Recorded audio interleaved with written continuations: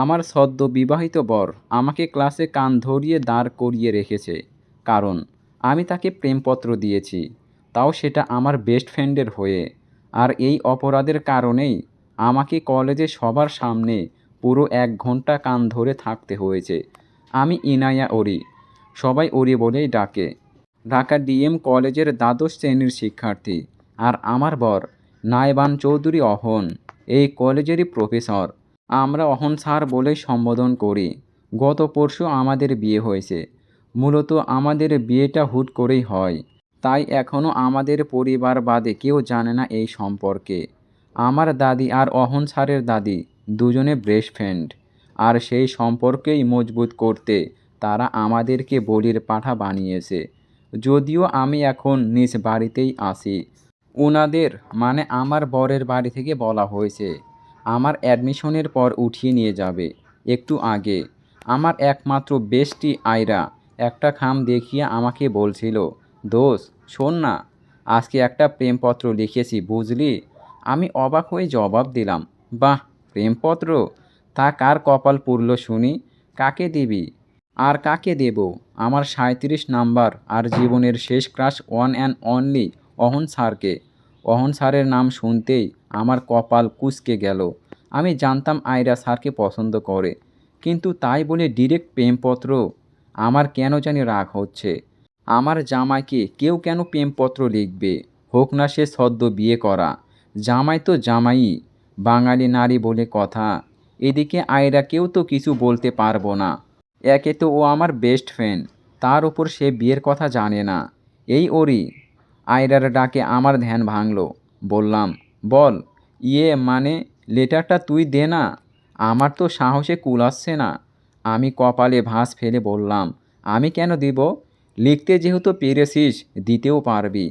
আমাকে বলবি না প্লিজ, বান্ধবী না করিস না, দে না।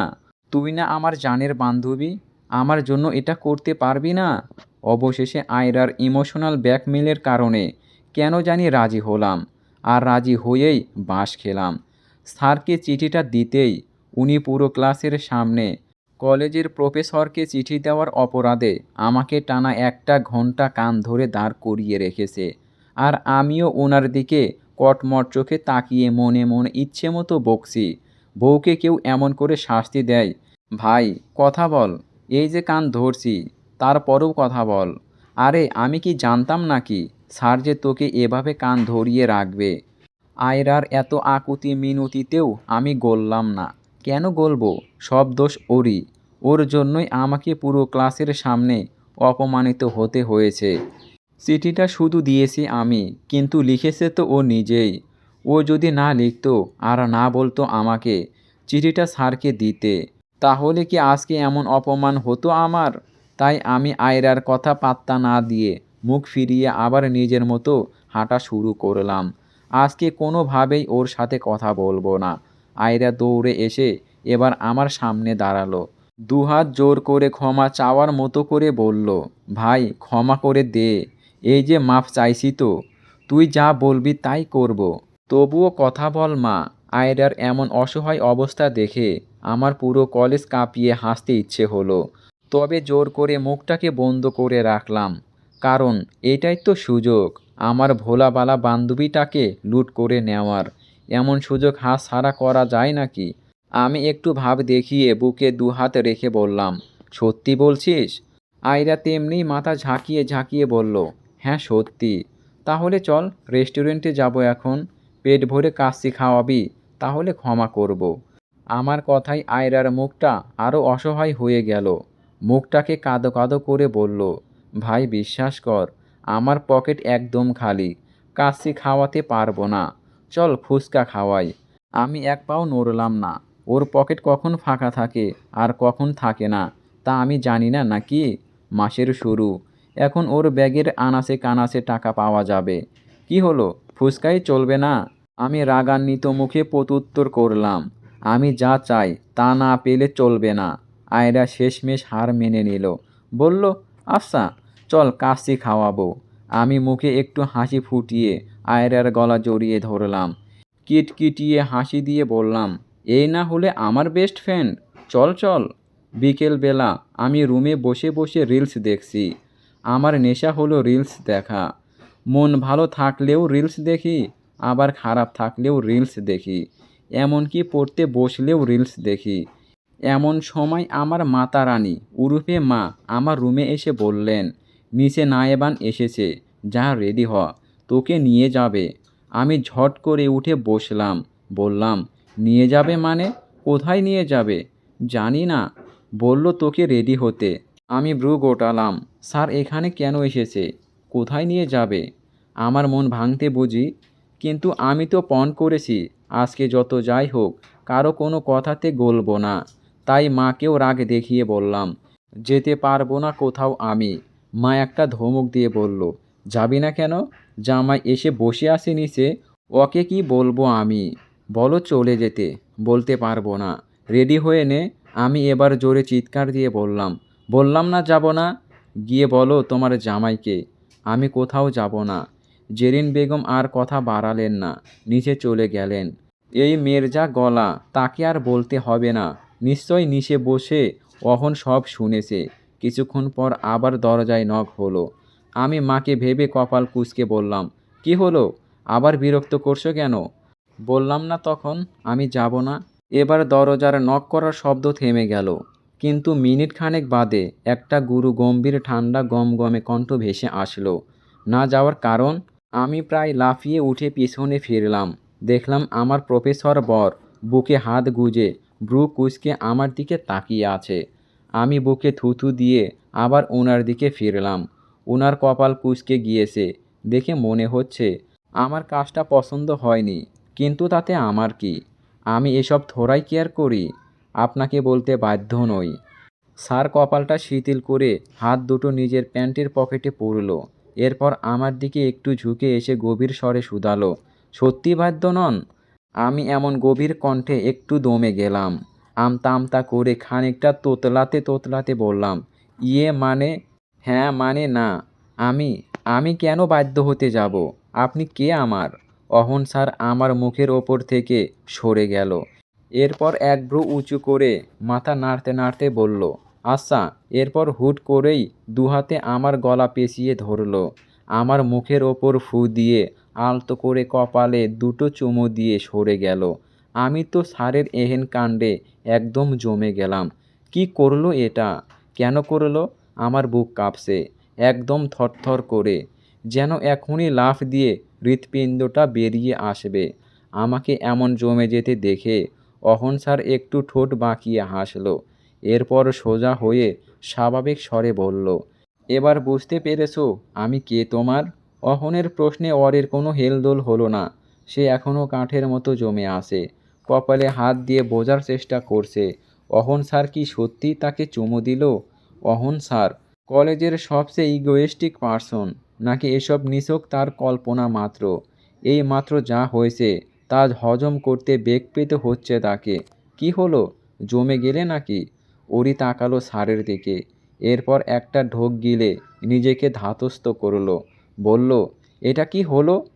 অহন যেন কিছুই জানে না এমনভাবে বলল, কোথায় কি হলো? ওরি সেভাবেই বসে প্রত্যুত্তর করল, এই যে মাত্র। অহন এবার পুনরায় অরের দিকে ঝুঁকে এসে গাঢ় ফিসফিস কণ্ঠে শুধালো, আবার করে দেখাবো নাকি? অহনের কথাটা শোনা মাত্রই এক চিৎকার দিয়ে অরি বসে থেকেই অনেকটা পিছিয়ে গেল। এদিকে তার চিৎকার শুনেই অহন এসে চটজলদি তার মুখ চেপে ধরল। এরপর দাঁতে দাঁত চেপে বিড়বিড়ালো, চুপ মেয়ে, এমনভাবে চিৎকার করছো কেন? বাড়ির সবাই কি মনে করবে? একে তো অহনের এতটা কাছে এসে মুখ চেপে ধরায় ওরই ভালো করে নিঃশ্বাস নিতে পারছে না। তার ওপর এমন ধমকের চোখজোড়া ছলছল হয়ে উঠল। আজকের দিনটাই তার পুরো বাজে গেল। সকালে কার মুখ দেখে যে ঘুম থেকে উঠেছিল সে, পরক্ষণে মনে পড়ল। সে তো সকাল পর্যন্ত আয়নাতেই নিজের মুখটাই দেখেছিল। উম উম উম অহন অরির এমন শব্দে ব্রু কুঁচকে তার দিকে তাকালো। এরপর তার করার কারণ উদ্ধার করতে পেরে তৎক্ষণাৎ মুখটা ছেড়ে দিয়ে বলল, তোমার মুখ দিয়ে কি ভালো কোনো শব্দ বের হয় না স্টুপিড? পরপর একটু থেমে সোজা হয়ে দাঁড়ালো। এরপর দরজা দিয়ে বেরিয়ে যেতে যেতে আদেশ করে বলল, 10 মিনিটের মধ্যে রেডি হয়ে নিচে থাকা চাই, নয়তো এরপর কি হতে পারে তা নিশ্চয় এতক্ষণে তোমার ধারণা হয়ে গিয়েছে। অহন যাওয়া মাত্রই ওরই বুকে হাত দিয়ে জোরে একটা শ্বাস ফেলল। আরে বাবা! অহন স্যারকে কি তার এমনি এমনি আতঙ্ক মনে হয় নাকি? পরক্ষণেই আবার ওনাকে ভেঙিয়ে বলল, এহ, 10 মিনিটের মধ্যে নিচে থাকা চাই। কি হবে 10 মিনিটের মধ্যে না গেলে? আমি কি ওনাকে ভয় পাই নাকি? হুম। কিন্তু ওপর ওপর এইসব বললেও মনে মনে আসলেই ভয় পায়। আর ওপর কিছুক্ষণ আগে যা কাণ্ড করে গেল তাতে ভয়ের মাত্রা বেড়েছে বই কমেনি। তাই আর দেরি করল না সে। ঝটপট আলমারি থেকে কাপড় নিয়ে ওয়াশরুমে চলে গেল। স্যারকে কোনো ভরসা নেই। দেখা যাবে সময় মতো না গেলে আবার কোনো কাণ্ড করে বসবে। অহন ফের নিচে এসে সোফায় বসল।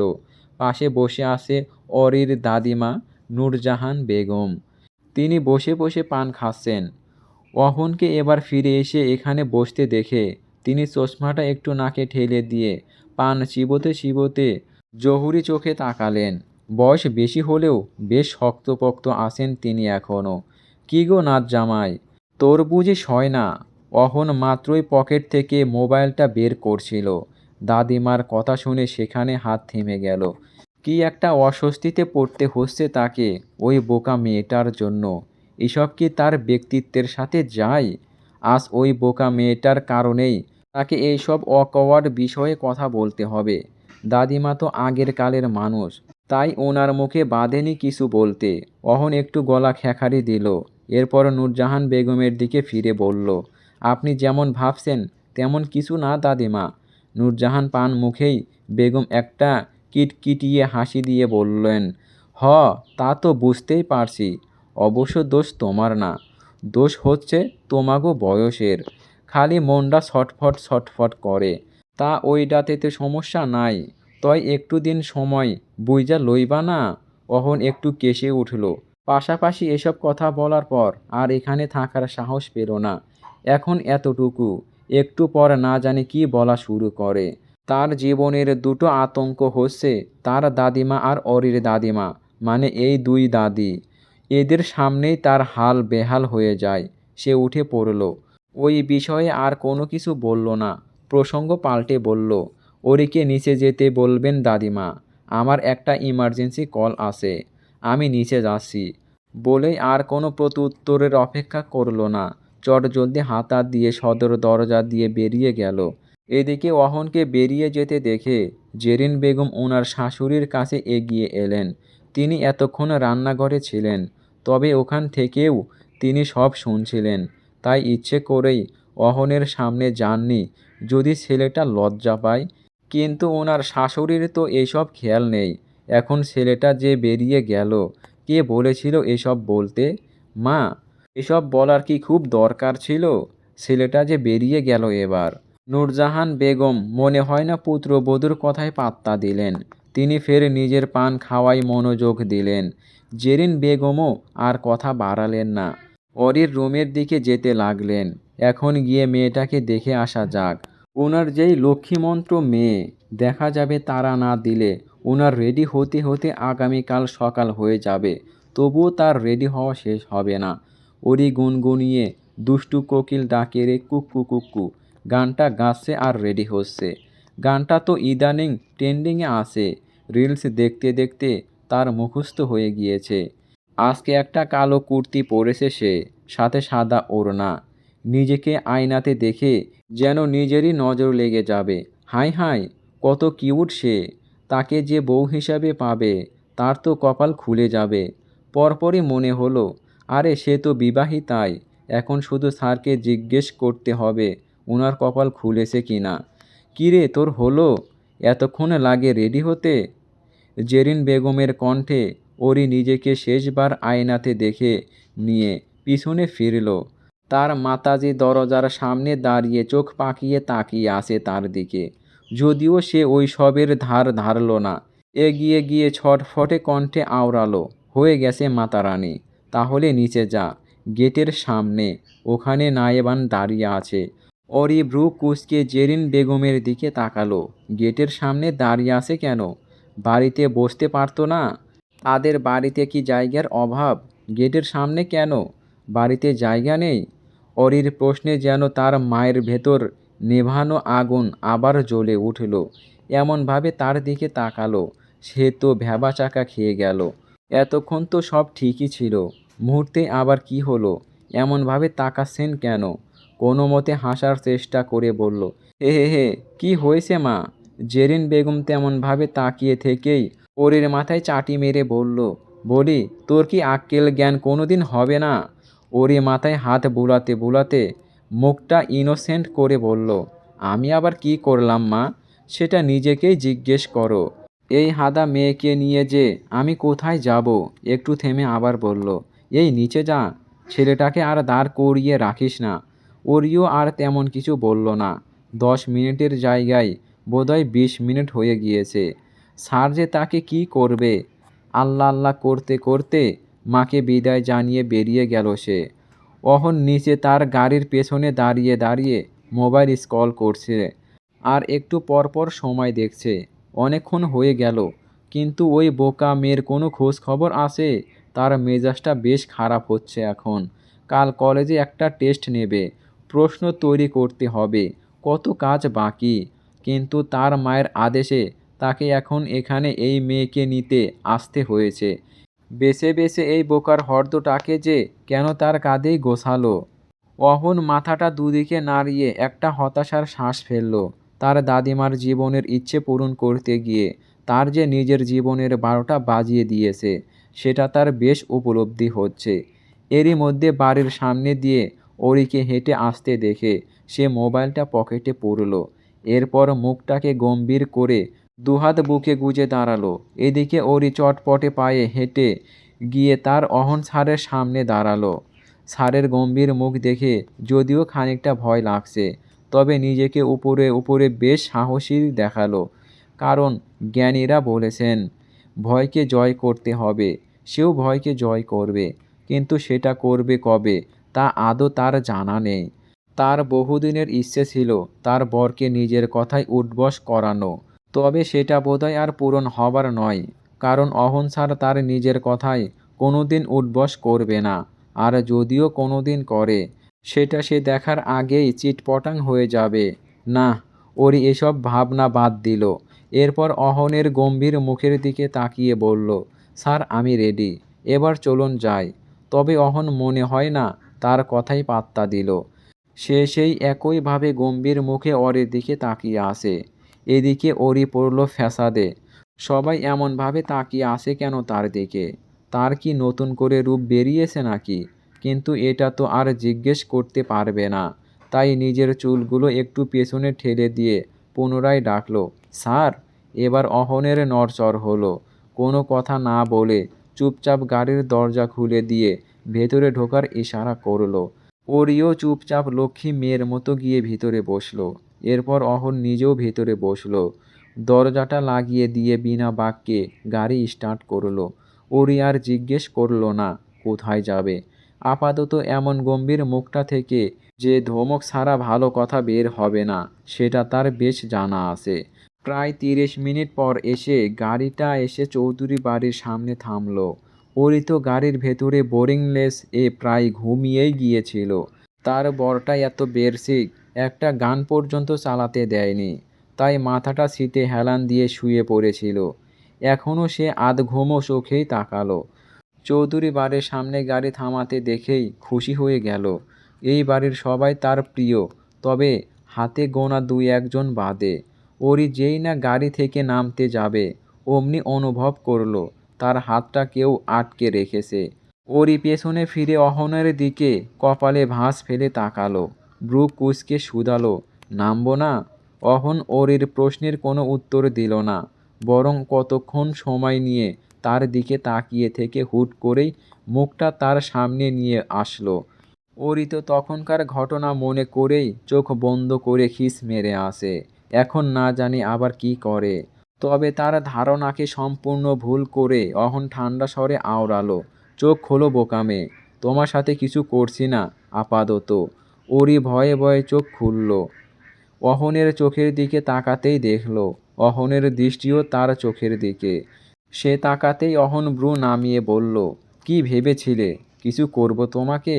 ওরই তোতলামো গলায় বলল, না না, কি কি ভাববো? চোখ বন্ধ করলে যে তবে? ওরই প্রত্যুত্তর করল না। অহন নিজেও বোধহয় তার উত্তরের অপেক্ষায় থাকল না। সোজা হয়ে গিয়ে নিজের এক হাতের টিস্যুর প্যাকেটটা দেখিয়ে স্বাভাবিক গলায় বলল, এটা নিয়েছি ওখান থেকে। পরপর একটু থেমে গাঢ় দৃষ্টিতে বললেন, তবে তুমি যেটা ভেবেছিলে সেটাও হবে। এরপর আমার কোনো কথার অবাধ্য হলে ওরই শুধু একটা ঢোক গিলে সব শুনল, কিছু বলল না। স্যারের এমন হুটহাট আক্রমণে কবে জানি সে টপকে যায়। তার এমনিতেই ছোটোখাটো দুর্বল হৃদয়, বেশি সময় নেবে না টপকাতে। যাও এবার। অহনের কথায় ওরই আর দেরি করল না। গাড়ির দরজা খুলে এক দৌড়ে বাড়ির ভেতরে চলে গেল। এই অহন স্যারের কাছে যতক্ষণ সে থাকে ততক্ষণ তার কলিজাটা এক প্রকার হাতে নিয়ে বসে থাকে। বলা যায় না কখন জানি উনি বলে বসে, এই মেয়ে তোমার কলিজাটা খুলে দাও। না বাবা, তার দুনিয়ার সবার ওপর ভরসা থাকলেও এই লোকের ওপর তা কোনো মতেই নেই। এদিকে অহন ওরিকে এভাবে দৌড়ে যেতে দেখে ঠোঁট বাঁকিয়ে হাসল। তার বউটা এত বোকা। এরপর এক হাতে টিস্যুর প্যাকেটটা আবার আগের জায়গায় রেখে দিয়ে বিড়বিড়ালো, বোকা মেয়ে কোথাকার। ওরই হাসি মুখেই চৌধুরী বাড়িতে প্রবেশ করলো। এখানে প্রায় সবাই তাকে ভীষণ ভালোবাসেন, তেমনি সে নিজেও এদের ভালোবাসে। চৌধুরী বাড়ি 3 তালা। নিচের তলায় বাড়ির বড়রা আর দ্বিতীয়টাতে বাড়ির ছোটরা থাকে। আর একদম উপরেটাতে গেস্ট আসলে তখন তাদের থাকতে দেওয়া হয়। ওরই সদর দরজা পেরোতেই দেখল অহন স্যারের দাদি জাহানারা বেগম সোফায় বসে বসে পান খাচ্ছেন। তাদের দুজন সখীর মানে তার দাদি আর অহন স্যারের দাদির আবার পান ছাড়া এক দণ্ডও চলে না। ওরই দৌড়ে প্রথমে সেখানেই গেল। এক চিৎকার দিয়ে জড়িয়ে ধরে বলল, দাদিমা! জাহানারা বেগম ওরির এমন হঠাৎ আক্রমণে একটু হকচকিয়ে গেলেন।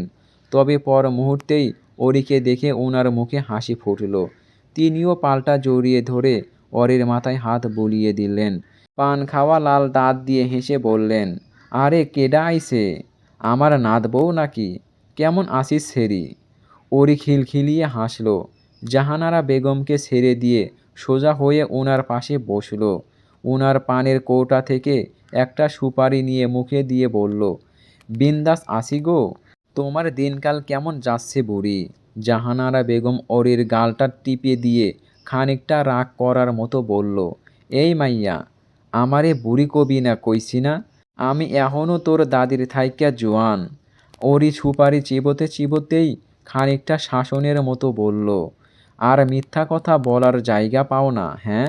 আমি জানি না নাকি আমার দাদির মাত্র 2টা দাঁত পড়েছে আর তোমার 4টা পড়েছে? তো বুড়িটা কে শুনি? জাহানার বেগম মুখটা কালো করে ফেললেন। তার সখী নূরজাহান সব সময় তার থেকে এগিয়ে থাকে। এ নিয়ে তাদের এখনও ঝগড়া হয়। সেভাবেই একটু দমে গিয়ে নিজেকে জোয়ান দেখানোর জন্য বললেন, দাঁত পড়লেই কি বুড়ি হয় নাকি? ওরই মাথা নেড়ে জোর দিয়ে বলল, অবশ্যই। পরপর একটু থেমে বলল, মামুনি কই গো, দেখছি না যে? জাহানারা বেগম এবার রসিকতা ছেড়ে সিরিয়াস হলেন। বললেন, তোর শাশুড়ি রান্নাঘরে আজকে বিরিয়ানি রাঁধছে, এই জন্যই তোরে আনতে কইছে। বিরিয়ানির কথা শুনেই ওরির হৃদয়টা লাফ মেরে উঠল। আর বিরিয়ানি এত পছন্দের তা বলে বোঝানো যাবে না। সে যদি পারত তাহলে মনে হয় সারাদিন রাত বিরিয়ানি খেত। আর তার মামনির হাতের বিরিয়ানি তো একদম জাক্কাস। ওরি আর দেরি না করে রান্নাঘরের দিকে ছুটল। এখনই খাবে সে। অহন গাড়িটা গ্যারেজে রেখে বাড়িতে প্রবেশ করল। সারা বাড়ি বিরিয়ানির গন্ধ মো মো করছে। সে বুঝল তার মা তাহলে এই জন্যই ওই মেয়েটাকে আনতে বলেছিল। একটা দীর্ঘ শ্বাস ফেলে সে উপরে যাওয়ার উদ্দেশ্যে রওনা হলো। কালকে দ্বাদশ শ্রেণীর ক্লাস টেস্ট নেবে। প্রশ্ন তৈরি করতে হবে এখন। তারপর এগুলোকে আবার প্রিন্ট করতে হবে। কাজ আছে ভালোই। সে মূলত ফিজিক্সের টিচার। তার অবশ্য শিক্ষকতার পেশায় যাওয়ার কোনো ইচ্ছা ছিল না। তবে কিভাবে জানি হয়ে গেল। সিঁড়িতে উঠবে এমন সময়ের পথে মধ্যে সামনে পড়ল তার ছোট চাচার একমাত্র মেয়ে আরশিয়া। অহন থমকে দাঁড়ালো। আরশিয়া তার অন্য সব ভাই বোনদের মতোই তার খুব আদরের ছিল, তবে বিয়ের দুদিন আগে তা রূপান্তরিত হয়েছে ঘৃণায়। অহন আরশিয়াকে দেখেনি এমনভাবে এড়িয়ে সামনের দিকে এগোতে নিল। তবে আরশিয়া গিয়ে অহনের পথ আটকে দাঁড়ালো। সামনে থেকে সর। আরশিয়া ছলছল চোখে অসহায় আর কাতর স্বরে আওড়ালো, অহন ভাই, সামনে থেকে সর। অহন কথাটা বেশ জোর দিয়ে বলল। তবুও আরশিয়া সরল না। ফের বলল, অহন ভাই, আমার কথাটা একবার শোনো। অহন এবার চোখ পাকিয়ে আরশিয়ার দিকে তাকালো। তার এখন অসহ্য লাগে এই মেয়েটাকে। সে কত আদরে বড় করেছে তার ভাই বোনদের, তার মধ্যে এই মেয়েটাকে একটু বেশি আহ্লাদ করেছে। বাড়ির ছোট মেয়ে বলে কথা, তবে সেই আহ্লাদকে যে এই মেয়ে অনুভূতি ভেবে নেবে সেটা তো সে আর জানতো না। তোকে বলছি না সরে যেতে আরশিয়া? আমি এক কথা বারবার বলতে পছন্দ করি না, সেটা নিশ্চয় জানোস। আরশিয়া চোখ মুছল, কাঁপা কাঁপা গলায় বলল, আরশি বলে ডাকো অহন ভাই। তোমার মুখে আরশি মানায়া, আরশিয়া না। আমি আমার বোনকে আদর করে আরশি বলে ডাকতাম, কোনো অনুভূতি নিয়ে নয়। আর তুই সেই আদরের জায়গাটা নিজেই ধ্বংস করেছিস। তাই আমার কাছে আগের মতো আচরণ আশা করবি না। বেশি ভালো হয় আমার সামনে না পড়লে। গম্ভীর স্বরে কথাগুলো বলে অহন আর দাঁড়ালো না। গটগট পায়ে নিজের রুমের দিকে এগিয়ে গেল। এদিকে আরশিয়া চোখ বেয়ে অনবরত পানি পড়ছে। তার কি দোষ? ভালোবাসাটাকেই অন্যায়? সে তো ভেবেছিল কলেজটা পার করলেই বড় বাবাকে বলবে অহন ভাইয়াকে তার করে দেওয়ার জন্য। তবে সেটা আর হলো কই? তার আগেই ওই মেয়েটা তার অহন ভাইকে নিজের করে নিয়েছে। না না, এটা সে কোনো দিনই হতে দেবে না। অহন ভাইয়ের এমন অবহেলা সে সহ্য করতে পারে না। অহন ভাই তার গত 4 বছরের ভালোবাসা এত সহজে ছেড়ে দেবে সে? এত সহজে? এখন সময়টা রাত 8টার মতো। ওরই মাত্র খাওয়া দাওয়া শেষ করে একটা ঢেকুর তুলল। তার যদিও আজকে চলে যাওয়ার কথা ছিল, তবে মামনি দিল না। তাই সে তার মাতাজিকে ফোন করে অনুমতি নিয়েছিল একটু আগে। তার মা প্রথমে একটুখানি আপত্তি করলেও পরে রাজি হয়েছিল। যতই হোক তার এখন লাইসেন্স আছে এ বাড়িতে থাকার। না করবে কিভাবে? ওরি অবশ্যই বেশ খুশি হয়েছে। আজকের সকালের ঘটনার প্রতিশোধ নিতে হবে না তাকে। এই তো সুযোগ পেয়েছে। তাকে পুরো ক্লাসের সামনে অপমান করার জন্য একটা মোক্ষম জবাব দিতে হবে আজকে তার বর মহাশয়কে। ওরই মাথা চুলকালো। কিন্তু শাস্তিটা কি দেবে এটা সে ভেবে পাচ্ছে না। কি করা যায়, কি করা যায় ভাবতে ভাবতেই হুট করে তার মাথায় কিছু খেলে গেল। এতেই ওরই টেলিভিশনের ভিলনের মতো একটা বাঁকা হাসি দিল। এরপর বিড়বিড়িয়ে বলল, আমাকে অপমান করা? আমাকে? এই ইনান ওরিকে? হুঁ, আজকে দেখাবো মজা। কি ভাবছিস রে ওরি? এরই মধ্যে পাশ থেকে কারো জিজ্ঞাসায় সে ভাবনা থেকে বেরোলো। দেখল এই বাড়ির মেজ কর্তার বড় মেয়ে রুহিপু তার দিকে ভ্রু কুঁচকে তাকিয়ে আছে। ওরির পছন্দের মানুষের মধ্যে তার রুহিপু অন্যতম। সে একটু এদিক ওদিক দেখে সতর্ক হলো। এরপর রুহির দিকে মাথাটা ঝুঁকিয়ে নিচু হয়ে ফিসফিসিয়ে বলল, শোনো না রুহিপু। রুহি ওরির এমন লুকোচুরি ভাব দেখে কিছুটা আন্দাজ করতে পারল যে এই মেয়ে কোনো বাদরামি করবে। তবুও বলল, বল কি হয়েছে? আমাকে একটা কাশি ম্যানেজ করে দাও তো। রুহি মুখটা বিকৃত করে বলল, কাশি? কিন্তু কাশি দিয়ে তুই করবিটা কি? ওরি রুহির কানের দিকে ঝুঁকে গিয়ে ধীরে ধীরে ফের বলল, তোমার ভাইয়ের মানে আমার বড় মশাইয়ের জাঙ্গুগুলোতে একটু নকশা করব। রুহি মুখটা একটু হাঁ করে ওরির দিকে ফিরল। সে ইতিমধ্যে ওরির কথা বুঝে ফেলল। কিন্তু কথা হলো, এই মেয়ে কি পাগল? সে কি জানে এমন কাণ্ডের পর তার অবস্থা কি হবে? এই মেয়ে, তুমি কি পাগল? এমন করলে ভাই তোকে ছেড়ে দিবে? ওরি কিটকিটিয়ে একটা হাসি দিল। বলল, সেটা যে আমি করছি তা তোমার ভাই জানবে কিভাবে রুহিপু? রুহি কপাল চাপড়ালো। এই মেয়ে এমন হাদা কেন? এই বাড়িতে এমন কাণ্ড করার তুই আসিস শুধু। সেটা জানতে হবে না নতুন করে। ওরই মানল না। অহন স্যার জানবে কিভাবে? আর যদি জানেও তাতে সমস্যা কি? তাকে পাবে কোথায়? সে আগামী ১ মাসের মধ্যে এ বাড়ির চৌকাঠ মাড়াবে না। আর কলেজে তো কিছু বলতে পারবে না। কারণ তাদের সম্পর্কের কথা কেউ জানে না। ওরই নিজে নিজে তার যুক্তি সাজিয়ে নিল। তবে এটা তার মাথাতে এলো না। সে এ বাড়িতে না আসলেও অহন ও বাড়িতে ঠিকই যেতে পারবে। সময় রাত ১০টা। চৌধুরী বাড়িতে সবাই ডিনার করতে বসেছে। চৌধুরী বাড়ির প্রধান কর্ত্রী আপাতত জাহানারা বেগম। এরপর যার কথায় সব চলে সে হলো বাড়ির বড় কর্তা। জাহানারা বেগমের বড় ছেলে ইলিয়াস চৌধুরী। ওনার সহধর্মিণী হলো খাদিজা বেগম। তাদের ২ ছেলে। বড় ছেলে নায়েবান চৌধুরী অহন, যে ঢাকা ডিএম কলেজের লেকচারার। ছোট ছেলে অয়ন চৌধুরী। সে চট্টগ্রাম বিশ্ববিদ্যালয় ২য় বর্ষে আইন বিভাগে অধ্যয়নরত। এখনও সেখানেই আছে। অহনের বিয়েতে যদিও এসেছিল, তবে পরীক্ষা থাকায় বেশিক্ষণ থাকতে পারেনি। পরের দিন সকালেই আবার চলে গিয়েছিল। এরপর জাহানারা বেগমের মেজ ছেলে হলো ইব্রাহিম চৌধুরী। উনার সহধর্মিণী গত ৪ বছর আগে একটা রোড অ্যাক্সিডেন্টে মারা যায়। ওনার ছেলে-মেয়ে ৩ জন। বড় মেয়ে হলো রুহি চৌধুরী, যে আপাতত জাতীয় বিশ্ববিদ্যালয়ে অনার্স শেষ বর্ষে পড়ছে। তার এনগেজমেন্ট হয়ে গিয়েছে ইতিমধ্যেই। অনার্সটা শেষ হলেই উঠিয়ে নিয়ে যাবে। এরপর ওনাদের ২ ছেলে নাহিদ ও জিহাদ। দুজনেই ঢাকা বিশ্ববিদ্যালয়ে পড়ছে ৩য় বর্ষে।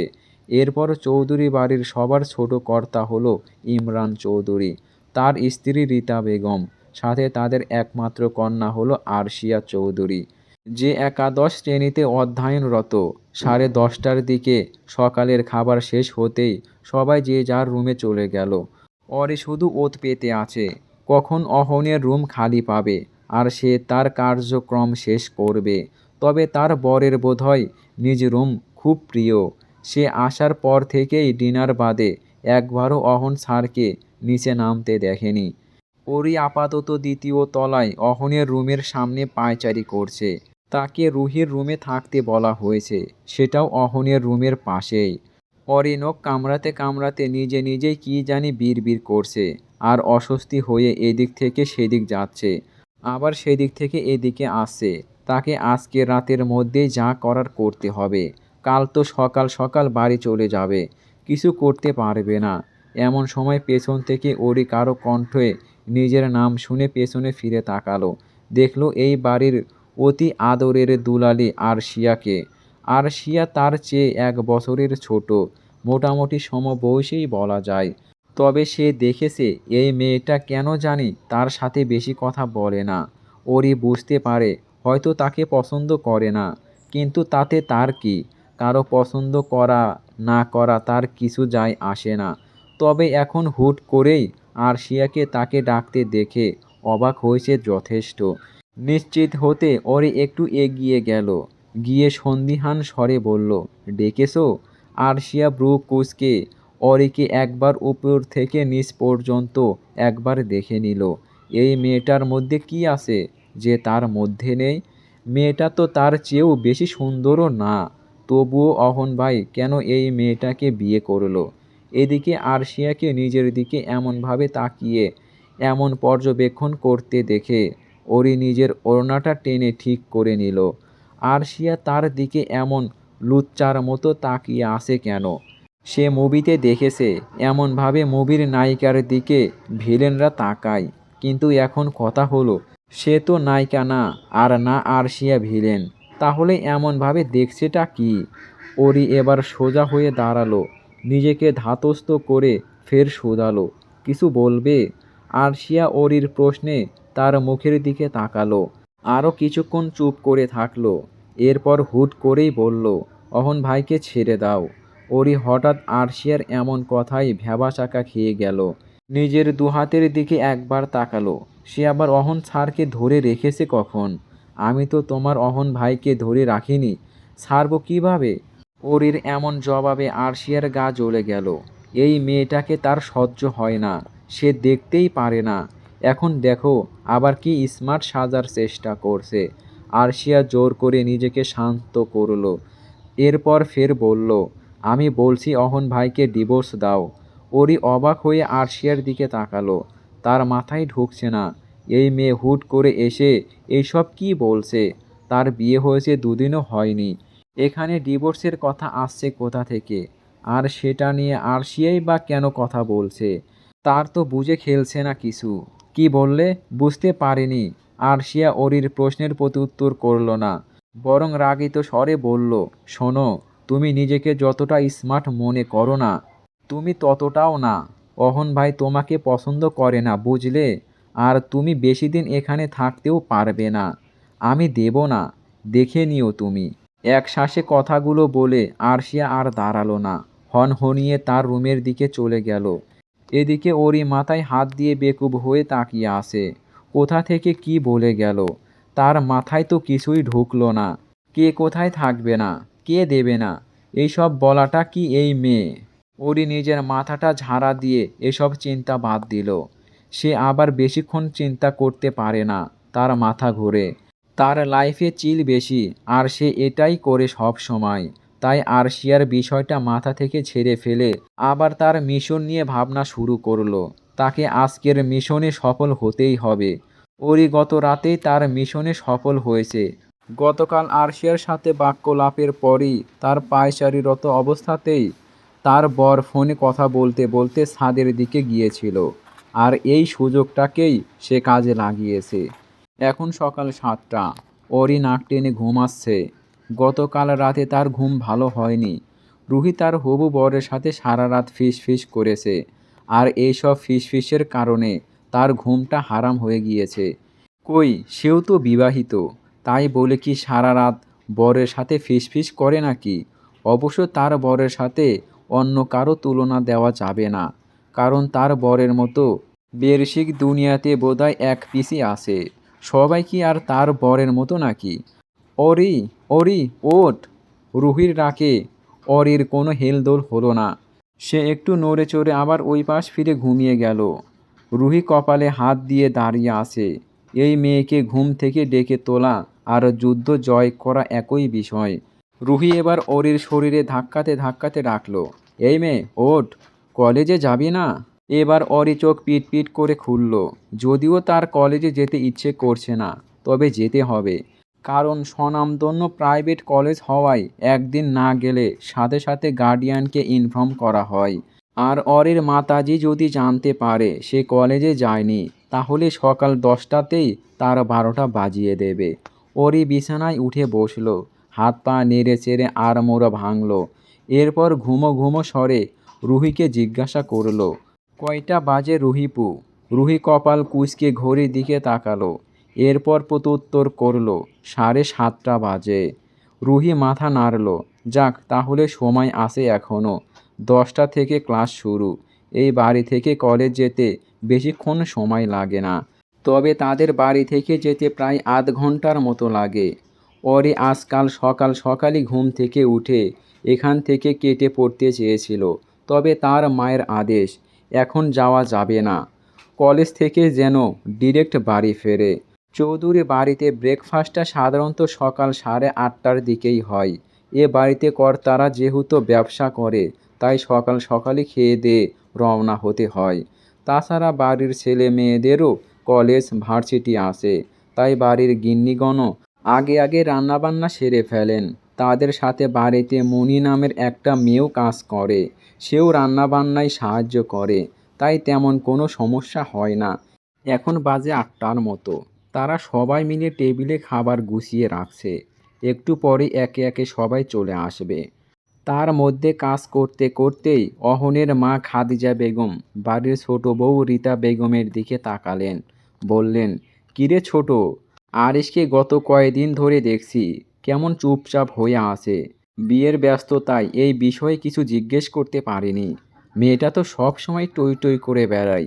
কি হয়েছে, অসুস্থ নাকি? আরশির মা রীতা বেগম মুখটা কুঁচকে বিরক্তি স্বরে বললেন, জানি না আপা, কয়দিন পর পর মেয়েটার কি হয়। এই ভালো তো আবার এই খারাপ। অসুস্থ টসুস্থ কিছু না, কয়দিন পর দেখবে আবার এসে লাফালাফি করছে। খাদিজা বেগম হাসলেন। আরশিয়া এই বাড়ির সবার আদরের, সবাই সবসময় তাকে আহ্লাদেই রাখে। তবে মেয়েটার যে মাঝে মাঝে কী হয় কে জানে। গত কদিন ধরে যেন একটু বেশি চুপচাপ। অহনের বিয়েতেও গেল না। অবশ্য আত্মীয়স্বজন ডেকে বিয়ে পড়ানো হয়নি, শুধুমাত্র তারাই মিলে গিয়ে বিয়ে পড়িয়ে এসেছিল। কিন্তু আরশিয়া যায়নি। মেয়েটাকে সবাই এত করে বলল, কিন্তু কিছুতেই যায়নি। খাদিজা বেগম আর এসব নিয়ে ভাবলেন না। মেয়েদের কত সমস্যা থাকে। সামনে একেবারে অরিকে তুলে আনার সময় আনন্দ করবেনে। তাদের টেবিল গোছাতে গোছাতেই সবাই এসে একে একে বসে পড়ল। শুধুমাত্র অহন, অরি আর আরশিয়া বাদে সবাই বসতে খাদিজা বেগম মণিকে বললেন, যা তো মণি, গিয়ে অরিকে ডেকে নিয়ে আয়। অহন আর আরশিয়া এমনিই চলে আসবে। তবে মণিকে আর যেতে হলো না। দেখা গেল তিনজনই পরপর সিঁড়ি দিয়ে নামছে। তার মধ্যে অহন সবার আগে, এরপর অরি, আর এরপর আরশিয়া। অহন এসে বসতেই আরশিয়া দৌড়ে এসে তার পাশের চেয়ার টান দিয়ে বসে পড়ল। অহন দেখল, তবে কিছু বলল না, না দেখার মতো করেই থাকলো। অপরদিকে অরি ভ্রু কুঁচকে দেখল ব্যাপারটা। সেভাবেই গিয়ে রুহির পাশের চেয়ারে বসল। গতকাল অতটা পাত্তা না দিলেও আজকের পর ব্যাপারটা তাকে বেশ ভাবাচ্ছে। আরশিয়া এমন কথাগুলো বলল কেন তাকে গতকাল? না তার সাথে আরশিয়ার কোনো মজার সম্পর্ক আছে, আর না কোনো শত্রুতা। তাহলে তার মাথায় অবশ্য একটা উত্তর এসেছে, তবে সে শিওর নয় সেটা নিয়ে। না, ব্যাপারটাকে এত হালকাভাবে নেওয়া যাবে না। আরও কদিন পর্যবেক্ষণ করতে হবে। এখন 9টা বাজে। অরি একদম রেডি হয়ে গিয়েছে। ড্রেসটা অবশ্য কষ্ট করেই ম্যানেজ করেছে। এই বাড়ি থেকেই কলেজ যাবে। সম্ভবত তার বর নিয়ে যাবে। অরি একদম রেডি হয়ে কাঁধে ব্যাগ ঝুলিয়ে নিচে নামার জন্য রুম থেকে বেরোলো। দেখলো পাশের রুম থেকে আরশিয়াও বেরিয়েছে। রুহির রুমের পাশে রুমটাই আরশিয়ার। তাদের কলেজও একটাই, কিন্তু আরশিয়া একাদশ আর সে দ্বাদশ শ্রেণীতে পড়ে। অরি আরশিয়ার দিকে একবার ভ্রু কুঁচকে তাকালো, তারপর আবার নিজের মতো করে এগোতে নিল। বন্ধুরা, তোমরা একটু কষ্ট করে পড়ে নিও প্লিজ প্লিজ প্লিজ।